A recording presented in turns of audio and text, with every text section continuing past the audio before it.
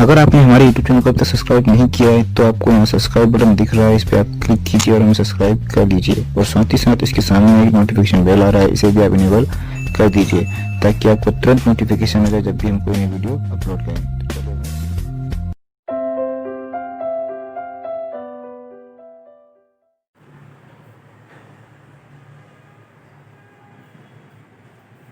Hello बच्चों, welcome to गर्गाइजेशन PSC academy. तो कैसे हैं बच्चों आप लोग सभी? आई होप कि आप लोग सभी अच्छे होंगे, घर पर मन लगा कर भी पढ़ाई कर रहे होंगे।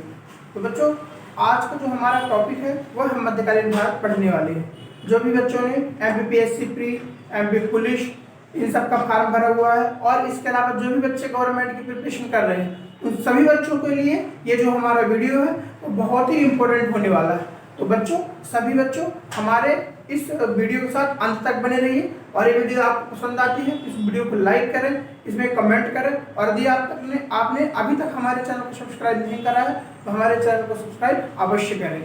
ठीक है बच्चों, तो चलते हैं अपने टॉपिक की ओर। बच्चों, आज का जो हमारा टॉपिक है वह हम गुलाम वंश पढ़ रहे हैं। बच्चों, लास्ट क्लास में हमने सल्तनत काल, ठीक है, सल्तनत काल में जितने भी वंशों को हम पढ़ते हैं सारे वंशों को हमने एक एक करके सब बता दिया था। अब हम क्या करेंगे बच्चों, सल्तनत काल के जो भी वंश हैं उनको एक एक वंश लेंगे और उस वंश का एक शासक लेंगे और उस शासक को लेकर के पढ़ने जितने भी इंपॉर्टेंट फैक्ट हैं, जितने भी इंपॉर्टेंट क्वेश्चन हैं एमपीपीएससी प्री के लेवल के, एमपी पुलिस के लेवल के, उन सबको यहाँ पर हम कवर करेंगे। ठीक है बच्चों, तो चलते हैं अपने टॉपिक की ओर। आज का जो हमारा टॉपिक है गुलाम वंश, इसमें गुलाम वंश का जो पहला शासक था वह है बच्चों कुतुबुद्दीन ऐबक। जो गुलाम वंश का जो शासक था या कुतुबुद्दीन ऐबक, ये बहुत ही इंपॉर्टेंट शासक है। एक ने एक आध क्वेश्चन बच्चों इस वंश से, इस शासक से आ ही जाता है, तो अपन इसको डिटेल से पढ़ते हैं। तो बच्चों, सबसे पहले अपन देखते हैं तो गुलाम वंश, इसका नाम देखते हैं बच्चों। इसका नाम क्या है? गुलाम वंश। गुलाम से आप क्या समझते हैं? जब एक व्यक्ति, कोई भी व्यक्ति एक व्यक्ति की अधीनता स्वीकार करके उसके अंतर्गत अपने सारे कार्यों को करता है वो क्या कहलाता है? गुलाम। ठीक है, जैसे सॉन्ग पे आप देखते होंगे, मैं तेरा गुलाम हूँ क्या। यदि अपन मान लो कोई फ्रेंड है अपना या फिर अपने मम्मी पापा हैं, आपने से बार बार कोई काम कर लीजिए बोल दी तो अपन क्या बोल देते हैं? क्यों, मैं गुलाम हूँ क्या, मैं क्यों करूँ ये काम, मैं गुलाम थोड़ा हूँ। ऐसी ऐसी बातें बच्चे करने लगते हैं। ठीक है, तो अपन यहाँ पर बच्चों उसी का थोड़ा सा देखने वाले हैं कि गुलाम आखिर है क्या। गुलाम वंश, गुलाम वंश जो बच्चों ये कुतुबुद्दीन ऐबक, इसको जनरेट किसने किया, इसकी निर्माण किसने करा, इसकी स्थापना किसने करी, तो कुतुबुद्दीन ऐबक ने करी। गुलाम में ये नाम देखें बच्चों, कभी कभी इसके अन्य नामों से भी क्वेश्चन आ जाते हैं। इसको पहले बोलते हैं आरंभिक तुर्क वंश। अब आरंभिक तुर्क वंश क्यों बोलते हैं? क्योंकि जो मोहम्मद गौरी के पश्चात जो भी पहला शासक था, मोहम्मद गौरी ने क्या किया, सभी को जीतता गया और जीतने के पश्चात अपना एक उत्तराधिकारी वहां पर बनाता गया और उस उत्तराधिकारी में वो क्या हुआ, आगे चल करके उस राज्य का विकास किया। तो ये जो इसलिए आरंभिक तुर्क वंश भी इसको बोलते हैं, क्योंकि सबसे पहले तुर्कों का वंश कौन सा था? गुलाम वंश, इसलिए इसका एक नाम है आरंभिक तुर्क वंश। फिर बच्चों दूसरा गुलाम वंश तो अपन ने बता ही दिया। नेक्स्ट है बच्चों दास वंश। दास पहले क्या होता था अरब के काल में, मुसलमानों के काल में, उस समय जो दास होते थे, दासों को क्या किया जाता था? व्यापार किया जाता था। मंडियों में, बाजारों में बड़े बड़े दासों के व्यापार लगते थे। लोग क्या करते थे, दास जिसको जैसा अच्छा लगता था, ठीक है, वैसा खरीद लेता था। कुछ लोग दास से क्या करते थे, काम करवाते थे।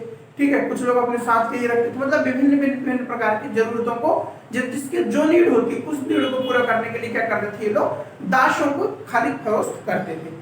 तो इसलिए इसको दास वंशी बोलते थे। एक है बच्चों मामलुक। मामलुक का अर्थ होता है अपनी स्वतंत्रता को खोकर किसी दूसरे की गुलामी करना, मामलुक वंश। तो मामलुक वंश भी गुलाम वंश को भी कहा जाता है।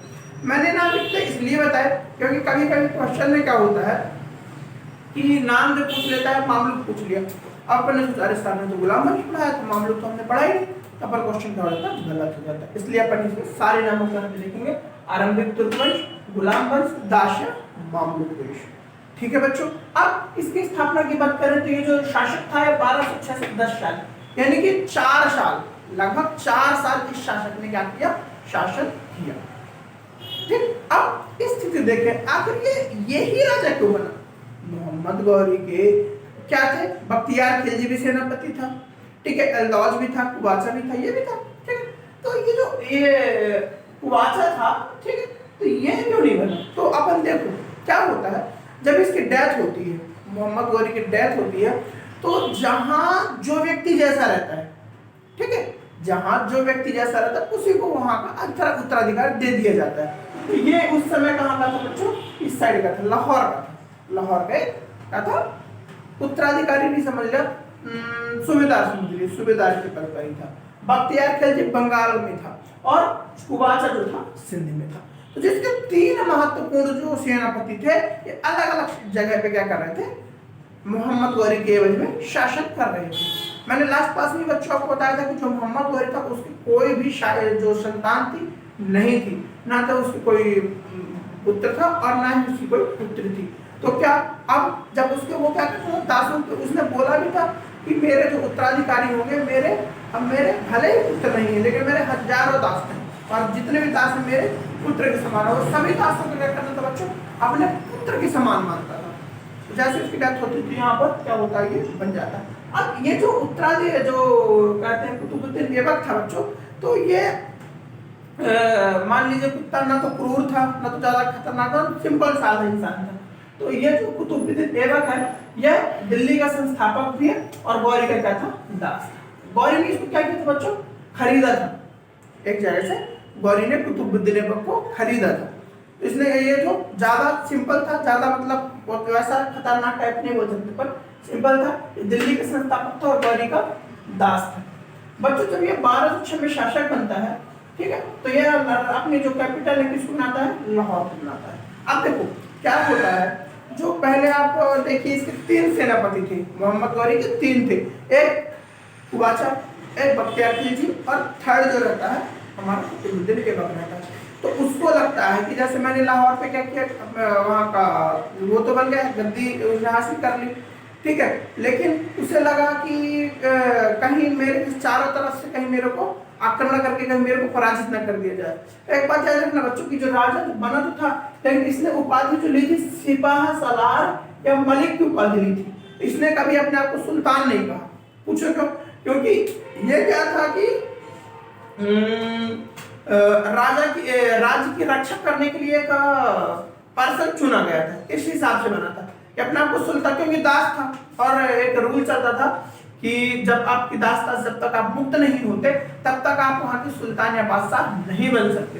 तो वो सुल्तान नहीं बना था। लेकिन जब ये 1260 में गजनी जाता है, यहाँ पर जब गयासुद्दीन महमूद का क्या मिलता है, जो इसका कोई रिलेटिव रहा होगा मोहम्मद गौरी का, तो गयासुद्दीन महमूद ने से दास्ता से क्या करता है? मुक्त कर देता है, दास्ता से मुक्ति का पत्र भेजता है। और उसके बाद ये क्या करता है? सुल्तान की पद धारण करता है। फिर बाद में सुल्तान की पद धारण करता है, जब माफ करो, लेकिन स्टार्टिंग में क्या करता है? सिपाही सालार और मलिक की उपाधि से ही काम चलाता है। इसने अपने आप को कभी सुल्तान नहीं कहा। अब 1208 में 2 साल लास्ट 10 साल तक तो रही। इसके बाद अपनी बात बच्चों इसके आगे की बात करते हैं कि जब ये राजा बनता है तो उस समय क्या उत्तराधिकार के लिए बहुत जगह क्या हो रहे होते हैं? दंगे हो रहे होते हैं, लड़ाई भी हो रही होती है। तो इसको लगता है कहीं मेरे राज्य को कोई छीन न ले मेरे से और मेरे को कोई प्रॉब्लम क्रिएट ना हो। इसके लिए वो क्या करता है? जो आसपास के जो भी क्षेत्र रहते हैं उनसे वैवाहिक संबंध निर्मित करता है। अब वैवाहिक संबंध स्थापित कैसे होते हैं? तो बच्चों सबसे पहले क्या करता है, जो गौरी के वरिष्ठतम दास थे एलदौद, जो कि गजनी में थे, उसको लगा कहीं गजनी का आक्रमण फिर से यहाँ पर न हो जाए, तो वह क्या करता है? उनके पुत्री से क्या कर लेता है?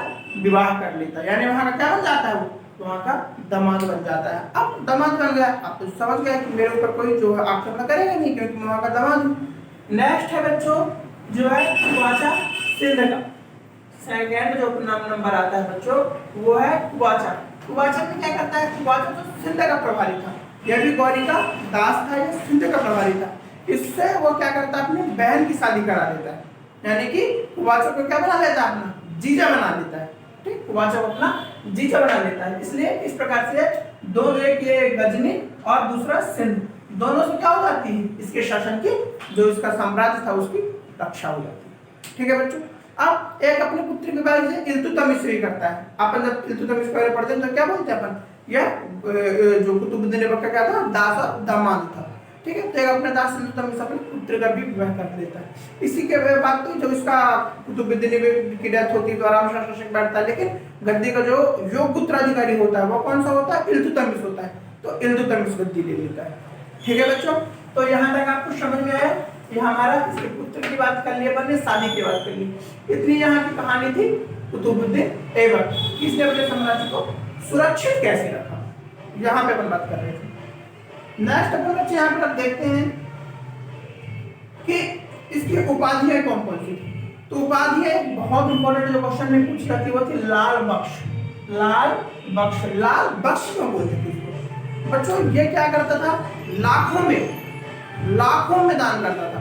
यानी कि जब दान करने के लिए बैठता था ना तो लोगों को लाखों में दान करता था, 1-2 रुपया नहीं, 10 रुपया, 1000 नहीं, लाख देता था। इसलिए इसको क्या बोला गया, लाल बख्श बोला गया। इसके बाद अपन आगे देखते हैं बच्चों हातिम ताई। इसको हातिम ताई बोला जाता है। हातिम ताई क्यों बोलेंगे, हातिम ताई क्यों बोले भाई? क्योंकि ये मिनहाज ने बोला था। मिनहाज अपनी भाषा में, फारसी में क्या बोल रहा था, हातिम ताई। दान करने वालों को क्या बोलते हैं, हातिम ताई। इसने हातिम ताई बोला। इसके बाद आते बच्चों कुरान खान। तो कुरान खान जो बोले का इसका रीजन था बच्चों, इसको जो कुरान की जो बुक थी जो कि मुसलमानों का ग्रंथ है वह उसको जबान पे आई थी। कुरान उसको जबान पे आई थी, इसलिए इसको क्या बोला जाता है, कुरान। तो इसकी तीनों उपाधियां हैं, लाल बख्श, हातिम ताई और कुरान खान। ये आपको अच्छे से याद रखना है। अब बच्चों इसकी स्थापत्य की बात करें, मतलब इसके समय स्थापत्य में क्या क्या निर्माण हुआ, क्या क्या विकास हुआ। सबसे पहले इसने कुव्वत उल इस्लाम, एक मस्जिद बनवाई, कुव्वत उल इस्लाम, इसी के नाम से याद रहेगी, कुतुबुद्दीन कुव्वत उल इस्लाम। इसने एक मस्जिद बनाई। इसके बाद इसने बनाया 2.5 दिन का झोपड़ा। अब ये 2.5 दिन का झोपड़ा तो आप लोगों को लग रहा होगा क्या 2.5 दिन में बन गया होगा, तो बन गया होगा। उसमें ज्यादा किया, इसने क्या करा था, एक अजमेर में एक संस्कृत मंदिर को तोड़ा था और संस्कृत मंदिर को तोड़ने के बाद उसका जो गुंबद रहता है गोल, तो उसको हटा के इसने मस्जिद का गुंबद उस पर बिठा दिया। तो क्या बन गया, 2.5 दिन का झोपड़ा बन गया। ये ऐसे उसको कुव्वत उल इस्लाम मस्जिद भी बनाई थी। ठीक है, एक्चुअली हुआ क्या था, तुर्क आरंभिक तुर्क यहाँ पर आ रहे थे, तो वो क्या कर रहे थे, मंदिरों को तोड़ करके मस्जिदों का निर्माण कर रहे थे। ठीक है, मंदिरों को तोड़ कर मस्जिदों का निर्माण कर, इसलिए वो जल्दी बन जाती थी। कुव्वत उल इस्लाम 2.5 दिन का झोपड़ा। नेक्स्ट बच्चों कुतुबुद्दीन बख्तियार काकी। ठीक है, कुतुबुद्दीन बख्तियार काकी जो है एक संत है। ठीक है, उन्हीं के नाम पर उन्होंने क्या बनाई, कुतुब मीनार का निर्माण करवाया। कुतुब मीनार जो एक मीनार है जो कि कहाँ पे स्थित है, बम्बई में, दिल्ली में स्थित है। कुतुब मीनार दिल्ली में स्थित है। इसका निर्माण किसने कर पाया था, इल्तुतमिश ने कर पाया था। फिर क्या था, जैसे कुतुबुद्दीन ऐबक ने करवाया था। इसका निर्माण जो इसके नींव रखने वाला था कुतुबुद्दीन ऐबक था। फिर इसके बाद इसका निर्माण जो पूरा कौन करवाता है, इल्तुतमिश करवाता है। इसके बाद जैसे जैसे शासक आते जाते हैं तो इसका निर्माण करवाते जाते हैं। ठीक है ना, कुतुब मीनार की जो नींव की बात आएगी तो कुतुबुद्दीन ऐबक का नाम आएगा।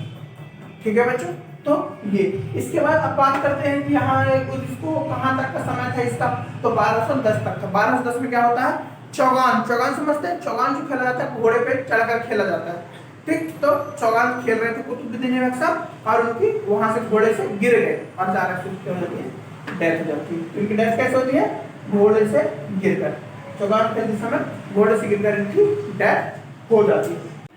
इसके बाद क्या होता है बच्चों, जो आराम शाह होता है, इनके तथाकथित पुत्र, मतलब एग्जैक्ट मालूम नहीं कि इनका पुत्र ही था, लेकिन कई लोग बोल रहे नहीं ये कोई पुत्र उन्हीं का है, पुत्र उन्हीं का है, और उसको शासक बना देते हैं। वह करीब 8 माह तक शासन करता है, 8 माह तक शासन करता है। इसके बाद क्या होता है, इल्तुतमिश को पराजित करता है। इल्तुतमिश पराजित करके इल्तुतमिश दिल्ली का, अब आएगा इल्तुतमिश को दिल्ली का वास्तविक सुल्तान कहा जाता है। क्यों कहा जाता है, अपन नेक्स्ट वीडियो में देखेंगे। क्योंकि क्या किया था बच्चों, उसने जो इल्तुतमिश था पूरे दिल्ली को क्या किया था, उसने अच्छे तरीके से संगठित कर दिया था और चारों तरफ से उस दिल्ली की सुरक्षा के लिए बहुत सारे जो इंतजाम करे थे और बहुत अच्छा शासन व्यवस्था उसने स्थापित करी थी। और वह क्या किया था, दासता से मुक्त हो गया था, इसलिए वह दिल्ली का प्रथम सुल्तान भी माना जाता है। ठीक है, तो ये रही आपकी क्लास। तो बच्चों कैसी रही, आज हमने गुलाम वंश की ओपनिंग करी है। इसके बाद जैसे जैसे शासक आते जाएंगे उन शासकों के बारे में हम पढ़ते जाएंगे। तो बच्चों कैसे रही क्लास, आपको पसंद आई? यदि आज की क्लास आपको पसंद आई हो इस वीडियो को लाइक करें, कमेंट करें, और जो भी यदि प्रॉब्लम क्रिएट हो रही हो आपको समझ में नहीं आया तो आपके जो भी थॉट्स हो, ख्यालात हो, तो अपने कमेंट सेक्शन में मेंशन जरूर करें।